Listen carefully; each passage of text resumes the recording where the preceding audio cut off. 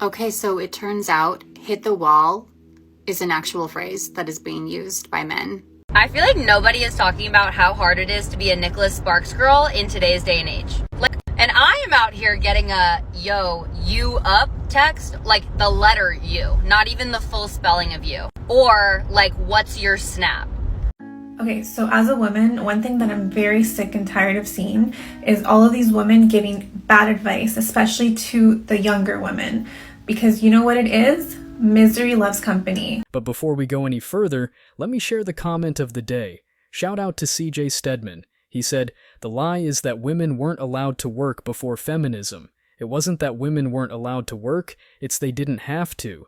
The idea that a woman's place was in the home was because their home had to be managed. Their kids had to be raised properly. Their husbands' providers needed their wives to manage the home life so they could concentrate on providing for that home family.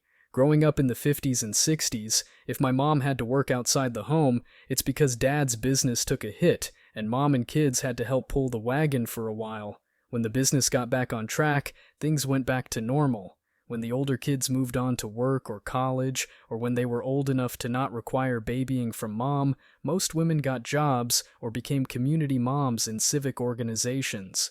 When I moved out, and my brothers were old enough to be responsible, they were expected to do household chores and have supper ready on Mondays, Tuesdays, and Wednesdays. The days when mom worked at dad's business, they did it because family was important. It's not important anymore. Is that good or bad?" Please don't forget to reach out to us by email to claim your $5 for that comment of the day.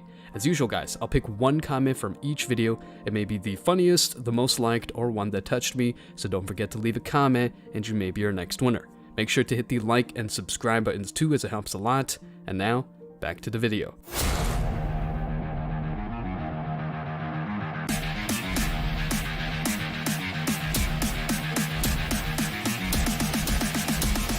Embrace your masculinity.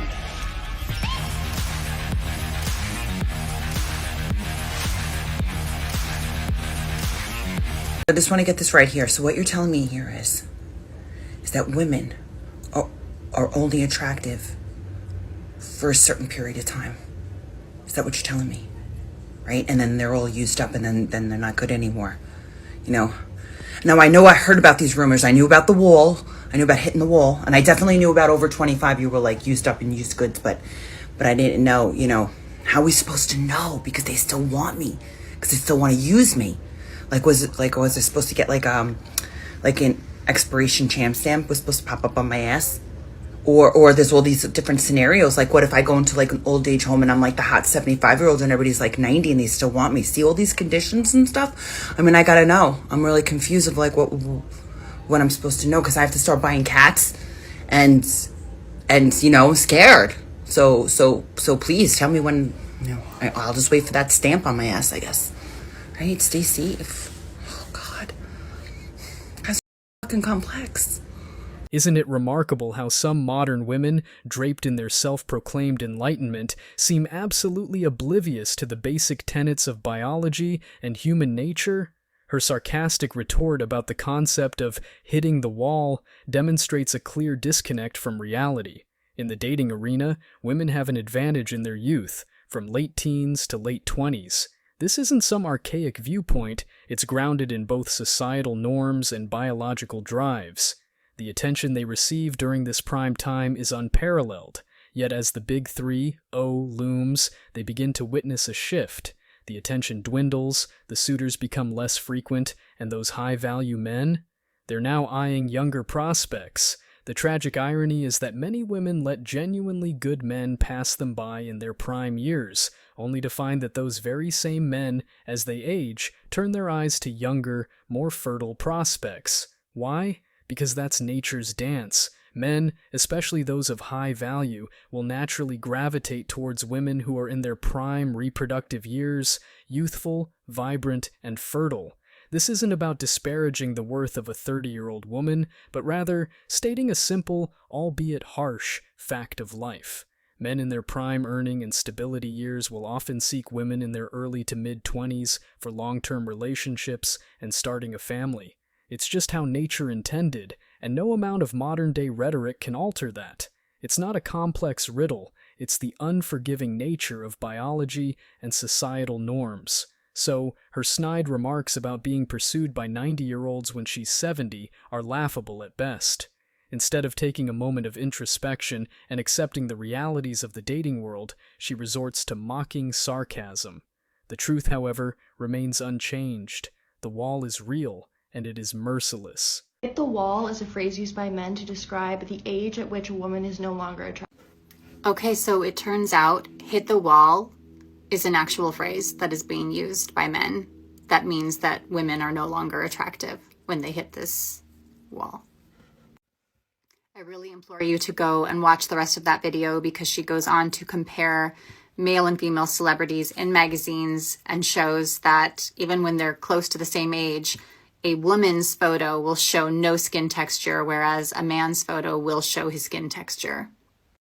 We're seeing this everywhere, including in social media. We're using filters everywhere. And so we're at the point now where people see a woman in real life and don't understand that that's normal. So there is no wall, but there is a problem when we have airbrushed and filtered ourselves to this level of perfection. Here we go again. Another attempt to deflect and misdirect from a basic point. The wall isn't about filtering or airbrushing photos. It's a reflection of the harsh realities of the dating marketplace and the biological differences between men and women. That said, there is validity in criticizing our unrealistic standards of beauty, but let's not muddy the waters and conflate two distinct issues. Firstly, while women do face increased scrutiny in the beauty domain, men aren't exempt from pressures either. The idea that men can simply age gracefully while women can't is overblown. Both genders face societal expectations, they're just different.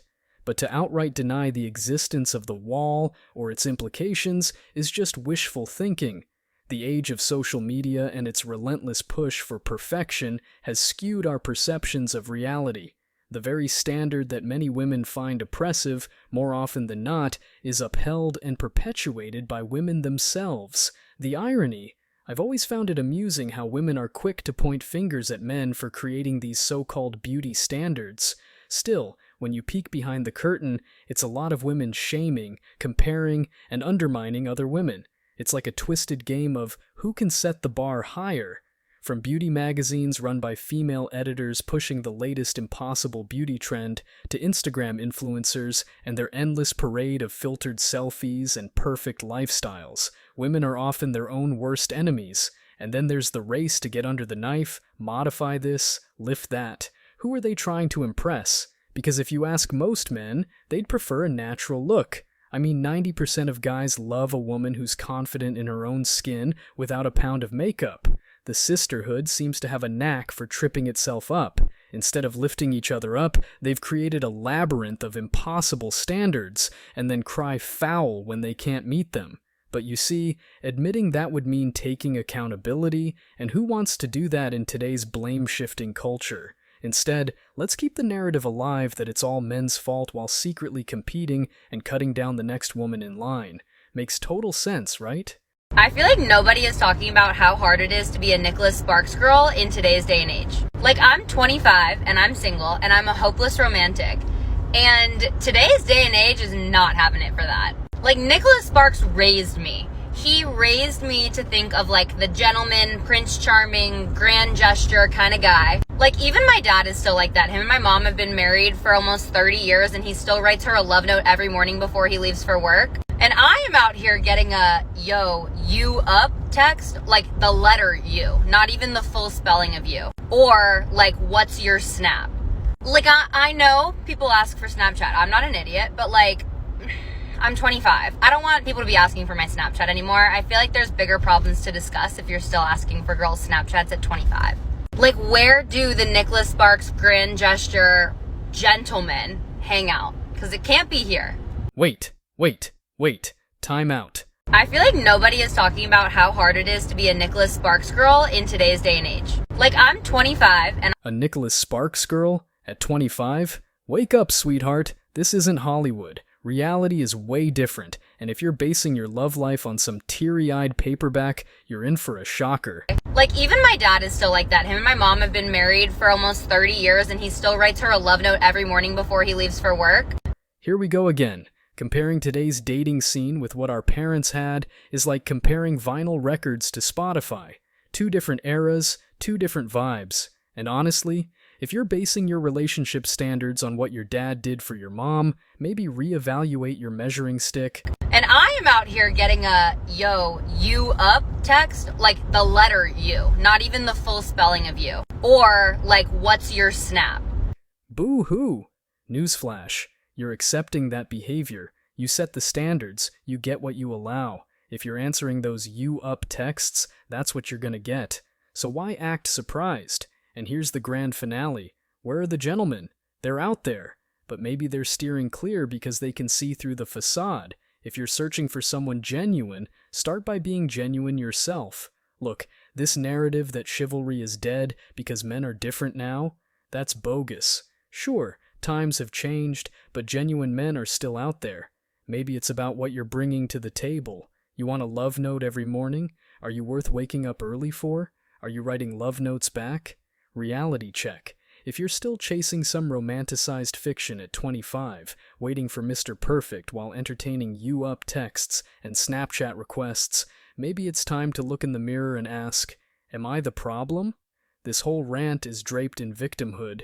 The universe hasn't wronged her. She's just fishing in the wrong ponds and then blaming the fish. If her interactions are a parade of players, then perhaps she should reevaluate her strategy. Maybe the crux isn't the absence of genuine men, perhaps it's the obscured, fantasy-driven persona she's projecting. Okay, so as a woman, one thing that I'm very sick and tired of seeing is all of these women giving bad advice, especially to the younger women. Because you know what it is? Misery loves company. I see all of these women in their 30s, 40s, 50s that are giving terrible advice to women in their 20s and even younger than that.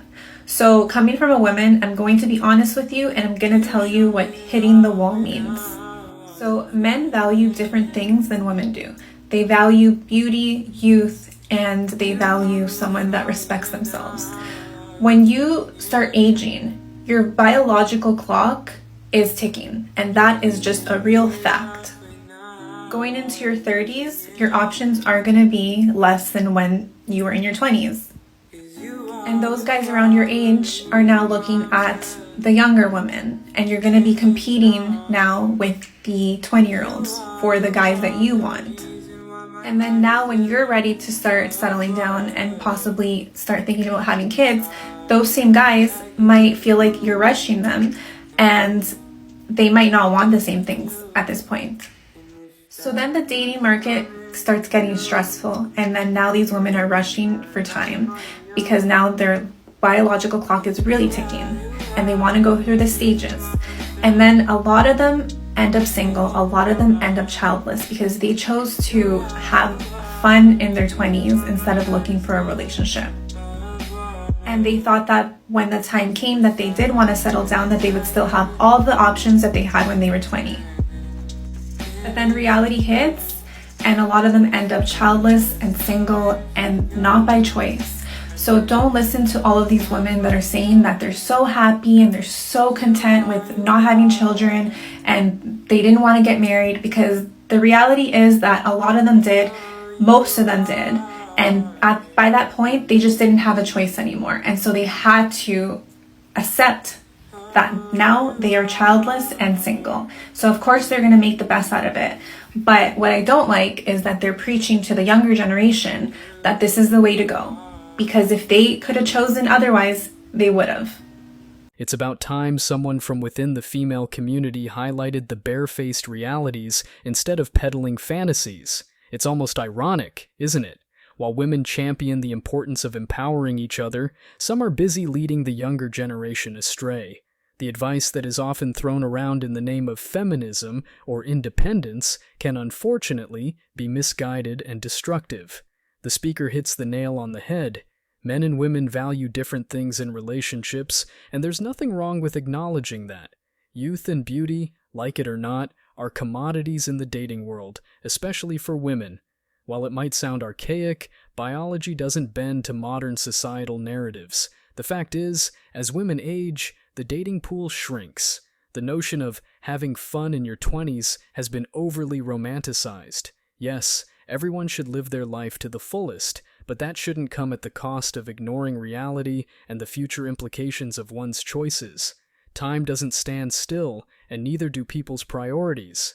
The men in their 30s, many of whom now command higher societal value, are often inclined towards younger partners. It's just a reflection of the age-old adage, men age like wine, women like milk. What's troubling, though, is the echo chamber of denial that many women are subjected to. This notion that every woman who is single and childless in her later years chose that life is not just naive, it's damaging. While some genuinely embrace and relish this life, many find themselves cornered into it, having missed the boat in their prime years. More power to the women like the speaker who dare to voice out these uncomfortable truths. The younger generation needs more such genuine guidance and less of the sugar-coated, live-in-the-moment drivel.